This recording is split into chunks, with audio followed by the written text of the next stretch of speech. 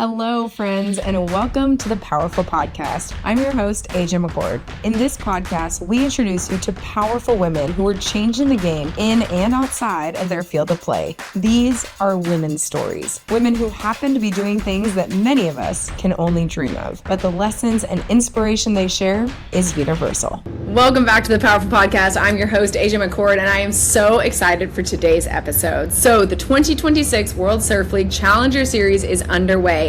And this week at the U.S. Open of Surfing in Huntington Beach, a very special woman is returning to competition. Johanne Defay has been on tour with the Championship Tour, surfing's highest professional league, for over a decade now. But she hasn't competed in the last year because she took a break to have her beautiful baby daughter, Kimi. The Paris 2024 medalist and I talk about returning to your sport, what it's like to balance motherhood with being an athlete, and how critical it is for women everywhere to remind themselves of the power that they hold and the way they want to showcase that for the next generation. I love this conversation. Johanne Defay is truly one of the sweetest human beings on the planet, and I can't wait for you guys to listen. And so with no further ado, Johanne Defay, welcome to the PowHERful Podcast. Girl, it is so freaking good to see you on my computer screen. Hi, AG. How are you? I'm so good. How are you, brand new mom?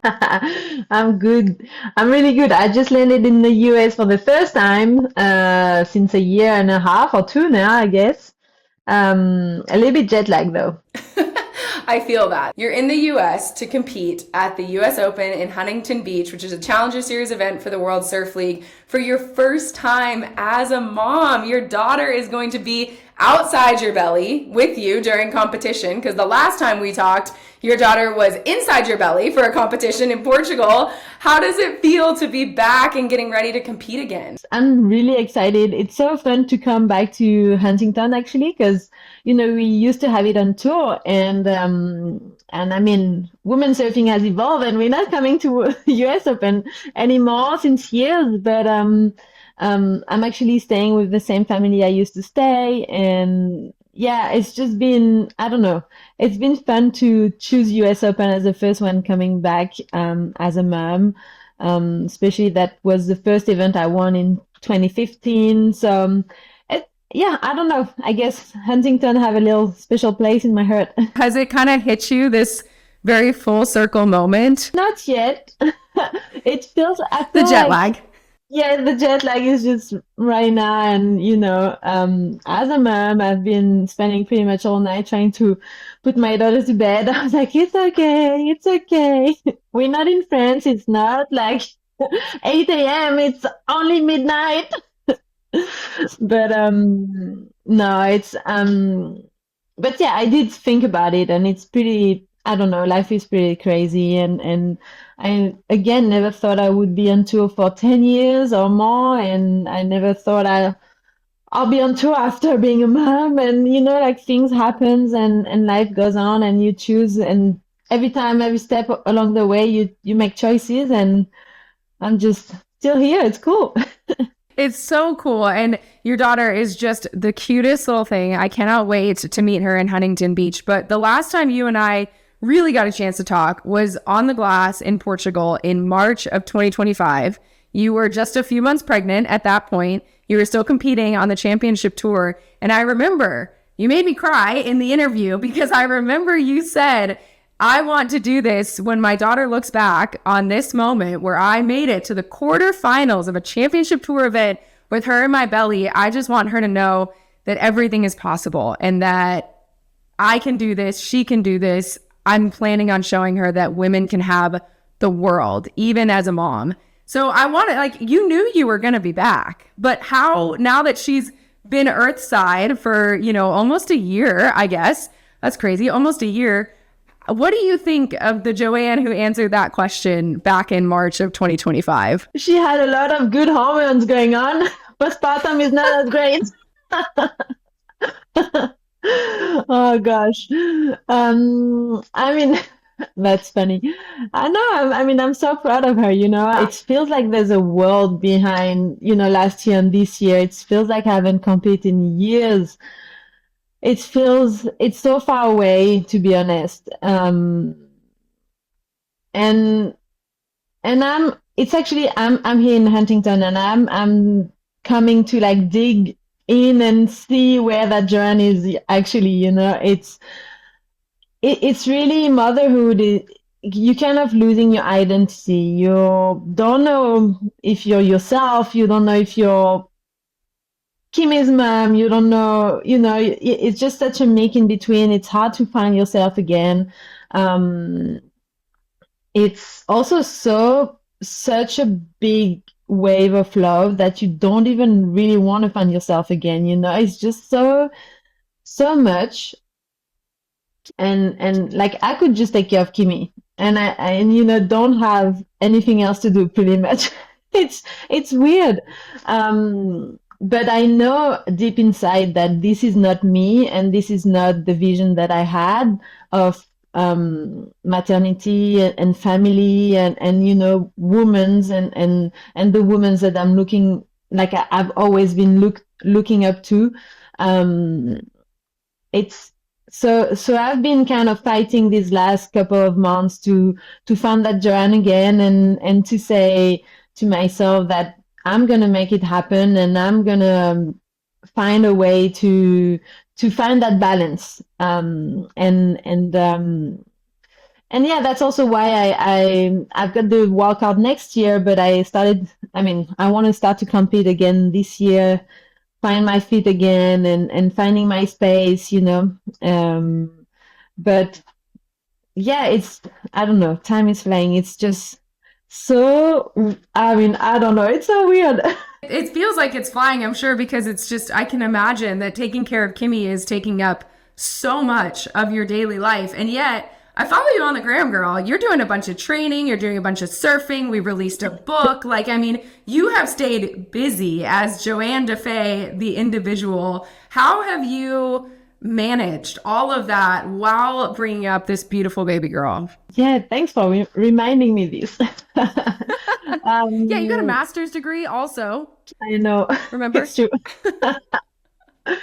I know. Well, the master's degree. So yeah, I've been working quite a bit when I was pregnant at the end and stuff. So I was happy to get it before Kimi was born, actually, because I lost half of my brain too, brain cells. Because the great thing about being an athlete and being a mom is like you have all that time. Like all your day is also towards your child. You have so much time. This is so precious. I feel like it's such a luck. Like in France, some woman goes back to work after 3 months, and you have to put your child at a daycare or stuff like that, or a nanny. And the fact that I have all my days with her, I feel so lucky about it. But the organization of the days obviously gets a little tricky, and we need to be like a good solid couple, with dad to get organized, and to have, yeah, to just manage your time, to get a little time for yourself, some time with the kid, a little time for your couple. So, that everybody has a little bit piece of everything. I feel like that has been the most challenging part, yet rewarding when it's work out and everything is going well. Wow, it's insane. You feel like you're nailing it.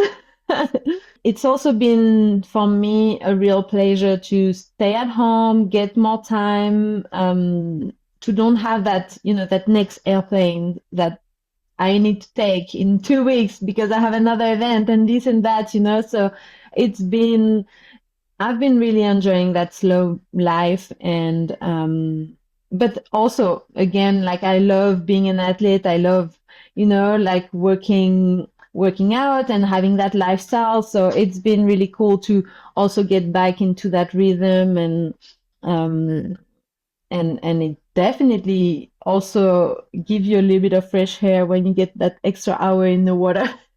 You come back more fresh. You're like, okay, I'm a little bit more sane right now. I can take care of you, baby. That is such an important thing as a mom. You said, you almost lost the identity of who Johanne Defay is outside of Kimi's mom. But how has surfing reminded you of who you are? You know what? Sometimes in a day where it feels a little bit just too crazy in the schedule to go for a surf or go for a training. It, but sometimes you still like making it happen because someone is here to take off Kimi, or you find a way to like go for 30 minutes an hour in the water. And then it's been like that feeling after when you finished, where you feel like so rinsed and so like your mind is more clear and you have that inner peace. It's just reminded me how much I love surfing and how much these moments in the ocean means the world literally, and means like is really part of my balance. And that has been super important and super refreshing, after again like more than a decade on tour and stuff. I think, we all know surfers, we love surfing, we'll do surfing, that might be different than other athletes in sport, like we'll surf all our life. I don't think a pro surfer will stop surfing at some point. So that's very special about all sports. And but sometimes when again you have just things to do in your day, because there you go, this little baby can't live without you, so you just have to take care of her, and to like skip and go in the water for 30 minutes just sometimes mean the world for your inner peace. You're dipping your toe back into competition here at the US Open, and obviously that is ahead of your return full-time to tour is the plan in 2027. So tell me about the maternity wildcard for the World Surf League, because this is a brand new thing. And in surfing, as in most sports, right, like understanding or getting women maternity leave of any kind is really hard to do. And it's one of those things that women across all sports have tried to fight for and advocate for.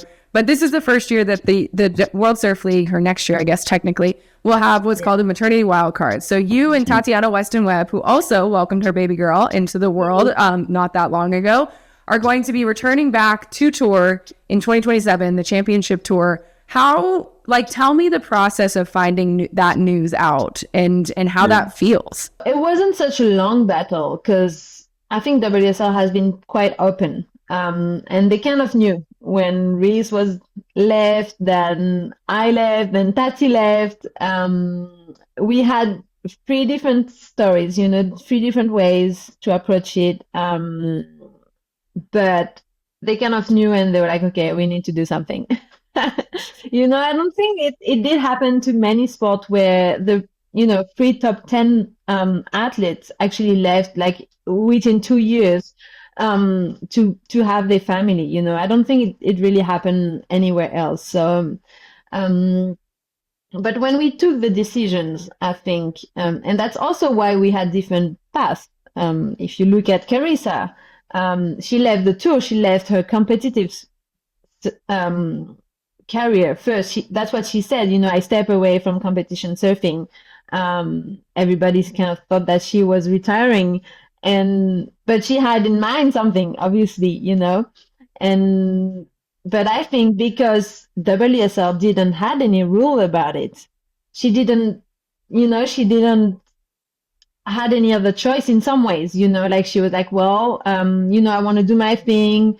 And she had the status where she can do that also, because she knows if if she rings back the WSL, and she said, I want to be back, they will be, okay, I am not as 5-time world champ, Olympic gold medalist, She can do that, like in sports, some people have more rights to do things, and it's completely normal, obviously, like I wouldn't want the tour without Teresa. I think she should like Kelly Slater. So in my position, I was a bit more, I was 6th in the world when at the end of 2024, and I was drained. I didn't want to go back until the 2025. I was tired. My mind was cooked. My body was cooked. And I was like, I think we actually had a talk early in 2024. And I think I had a talk with you and Jessie Maladire back then, saying, okay, I think it's going to be my last year anyway. And just my choice was no matter what my league is allowing me to do or not, I want my baby. I want my family. I'm 31 years old, 32 soon. I've reached some goals like that makes me happy personally, and I'm satisfied. And I think I've put it on the side for too long now. I want to have my family. So that was my thought, and it was for me. It was no matter what, no matter what. Like if WSL and the league and whoever, like my sponsor, don't want me this way, well, fine. I'm happy. Like if that was again my sentence in my head, I was like, if this is the last chapter because the league, some of my sponsor doesn't want me to go in that way in that adventure, then it's fine. I'm happy with it. I'm ready to close the chapter. So it's different. Like it's not like I did question myself. Like, is it like gonna be the end? Like, are you ready for it to be the end if you have no choice? Couple months later, I mean, I did again, and that's why I was pregnant. I've luckily also, natural, because you never know what's gonna happen to when you're an athlete and you put your body to so many like traveling and high maintenance and this and that, and it's that's also why that's the weird part about women's sport, I guess. Now we train so much and stuff that our body and our level goes, we have longevity, but biologically to have a baby, we have a clock, and that's just how it goes. I mean, again, also to have a baby, you don't have to get it in your 30s. We have many examples now that it works and stuff later, but it's just like it's in your mind. I don't know if you think this, but it's still like in your mind. So anyway, so I fell pregnant pretty quickly, which I was really lucky, and I called Jessie from the tour, and I told her, well, I'm not gonna come to Pipeline because I'm a little scared. I've got a mini mini rice bin in my belly. And she was like, oh my gosh, okay. Well, we're so happy for you. No problem. We'll find a way. But I was like, but I will be so happy if I can do a couple of events if I'm still surfing. So Portugal and Abu Dhabi was here. And it was also for me, it was a way to show WSL that I was ready to come back, in some ways. Like I really wanted to make a statement to them saying that, I don't know, you have no rules, you have nothing, I'm not sure of what's going on next year for me, but I want to show you that I will be here. And I think also I really wanted to have that, to show them that message that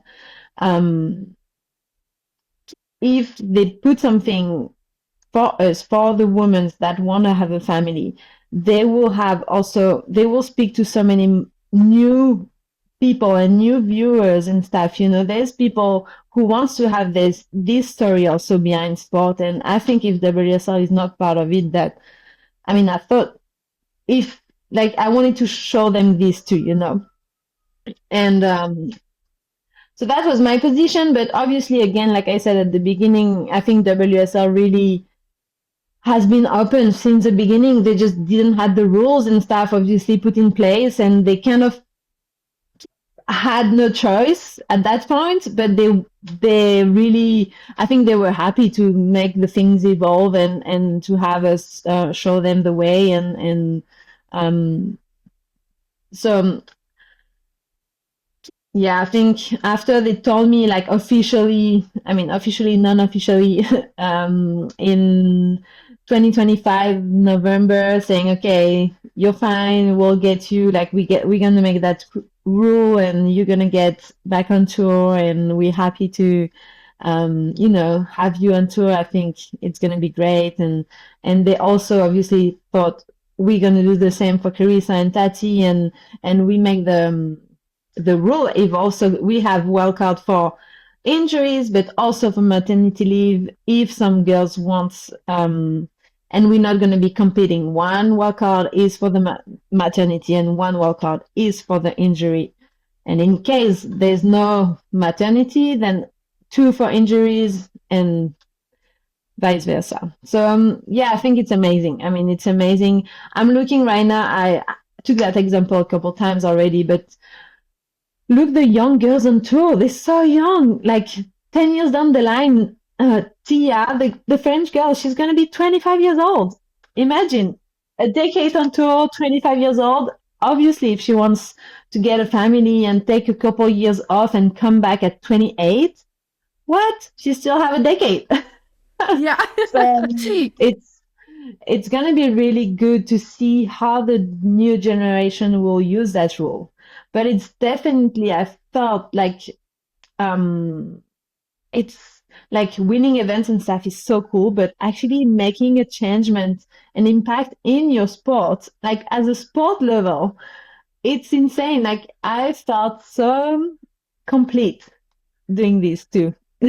Well, and I was just thinking as you were saying it, because you've been an advocate for the surfers with the league for as long as I've known you. So like you've been very, very much somebody who has advocated, who has been a voice, who has tried to, be that trailblazer in that way to make a difference at a like institutional level, not just for yourself or in a specific sport or in a specific event. And what's wild to me and remains one of the most impressive things about your generation, you, Carissa, Tati, Lakey, Steph, is that we're just like you said, your first event winning on the championship tour was Huntington Beach. Huntington Beach is not even on tour for the World Surf League's championship tour anymore, partially because you now have PowHERful, you now have Cloudbreak, you now have all these really pipeline, how these really consequential waves. And when you first started, that wasn't even an option. It wasn't even something that you trained in, because why would you? Because it's not on tour. And now, not only have you adapted to the now combined tours where you are surfing the same high consequence, the same dramatic, incredible waves as the men have been, but you're creating a maternity wildcard. You're literally affecting the fabric of the league. I hope you're proud of yourself. Like you better be, because this is incredible. And it's just like, it was really just hitting me as you were talking about it. Like, it is so impressive. What do you think, I guess to turn this into a question, when you started at the US Open in 2015, when you won that event in 2015,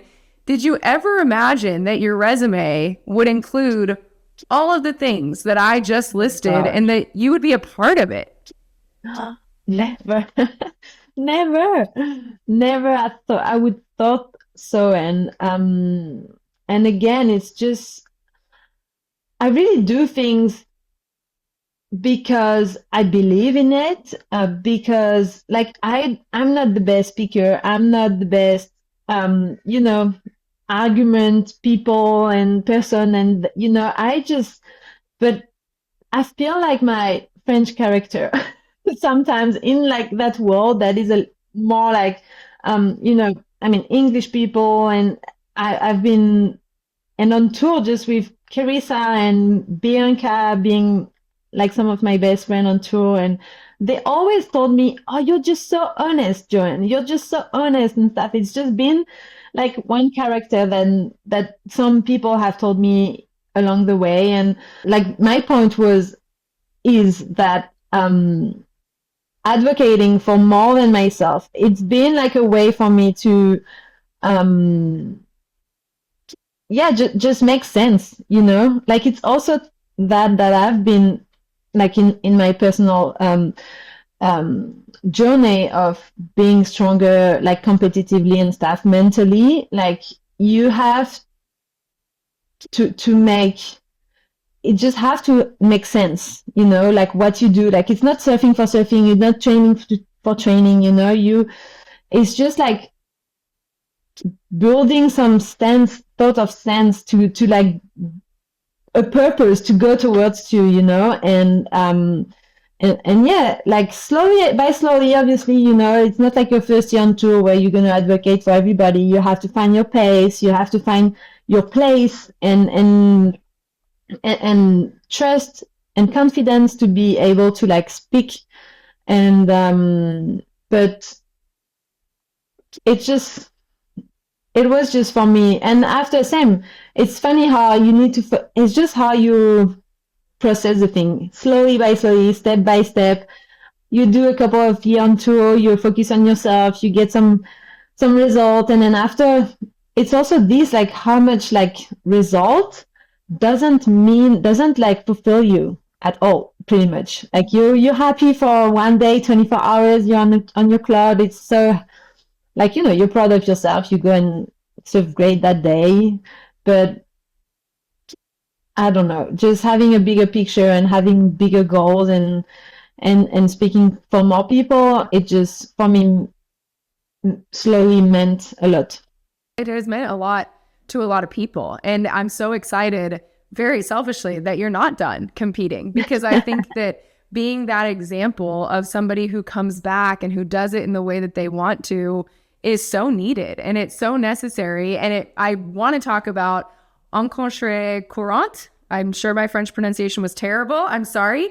But it's against the current is what it translates to in English, which is your new book that has come out. And I think I need to read the English version of it because my French is not good enough that I can read the French version of it. But I want to know, what do you want people to walk away from that book knowing about who you are, and who is this book for? It felt it was just such a good timing right now before, like I said, like having a child just change your life and your probably perception and personality and stuff. I had an idea already to make a book earlier, but it was more like a travel book or a coffee table book. And they were like, no, we want a biography.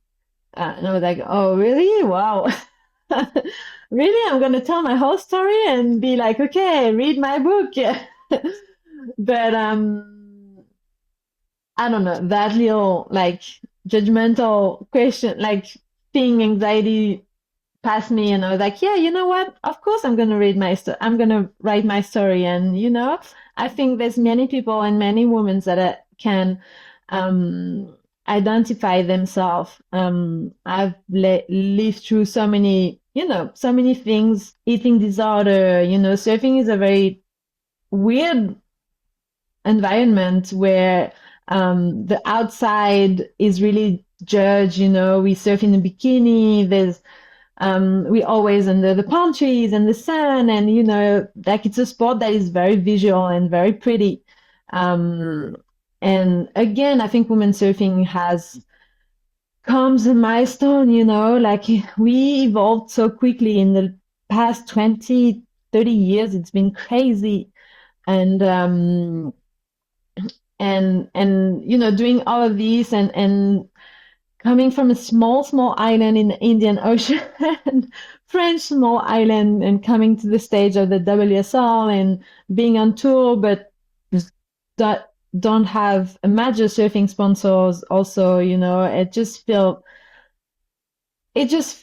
feels like I'm always like I always felt like I wasn't really at the right place where I should have been, like, or not really where, but how I should have been and how people wanted me to see, how people see me. And I don't know, I just felt I was never in my shoes or something. And, but it's funny because every time I that's what I say in the book. The thing is, like, I always choose my way, in so many different levels, even if I could see that the people who was perceiving me, that I was maybe like I was different, always been a little different in different level, and the choice, but I would keep making that choices. And I think what I want people to remember from the book and from my story would be that sometimes, again, you have that gut feeling, that, and especially when you compete and stuff, you get to know yourself so much. And And you just have to trust this. Like, the people doesn't know what makes you happy. If this is what makes you happy, just do it. And if you do this, that doesn't mean that you can't get the other things. So I did the things my way, and I did got the medal that I wanted, and I did live out of my surfing, and I did got my baby when I wanted to get my baby. So yeah, to be true to yourself, to be authentic. And I think to be honest, the first thing to be honest with people, and it's really to be honest with yourself, like to look at me in the mirror and knowing that I'm doing what I hope and think is a good thing to do. It's really important for me to be, actually, after all those years, feel good in my shoes. I just like real person and real woman and real body and and real like vulnerability and sensibility, and that's just what speak to me. And I felt when I was in the surfing world and I start to look around in different sports, it just, and maybe I didn't look enough in gymnastics, but it just never really looked as perfect and as like plastic in some ways. I don't know. I just like real. I don't like perfect.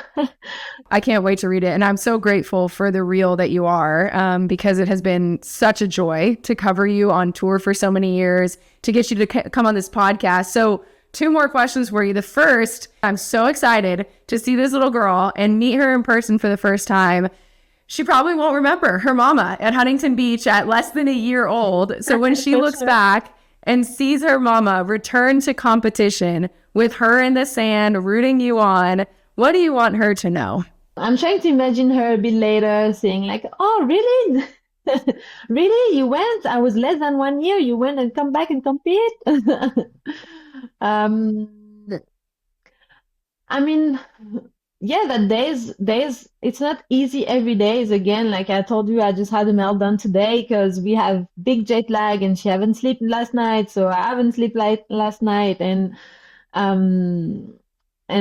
so I'm tired and I didn't have time to really think about performance and my contest and stuff actually. But I want her to know that it's not perfect.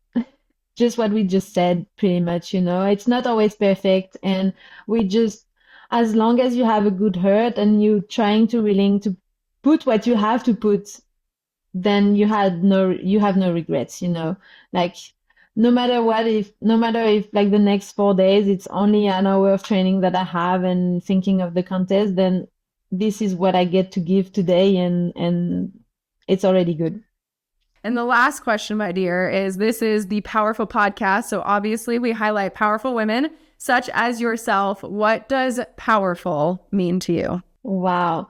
I feel like PowHERful, it's intensely it made me think right now. Sorry, I'm going to say it another way. To freedom, to me, it's really powerful. I just feel I feel more freedom when I feel powerful in my body, in my mind. You have that power to go try for your dreams, try to get the next goal. You powerful in your body and you can go chase wave and, you can feel strong to carry a baby, a surfboard bag in the LA airport. And, you don't have to wait for people, and powerful is freedom, especially for women. That's right. It should honestly be an Olympic sport to carry a baby and a board bag through LAX. Yes. That's an Olympic sport in and of itself. So, well, I'm so excited. Thank you so much for taking the time to join us, Johanne. I cannot wait to see you in Huntington and to meet baby Kimi. And thank you for your vulnerability, for your honesty, for your authenticity. It just is, it is powerful. It is so important. And it's what, makes you one of my favorite people on the planet. So thanks for being you. Thank you, AJ. Thank you so much. You soon. Stay tuned. We've got more episodes dropping all the time. So make sure you subscribe everywhere you get your podcasts.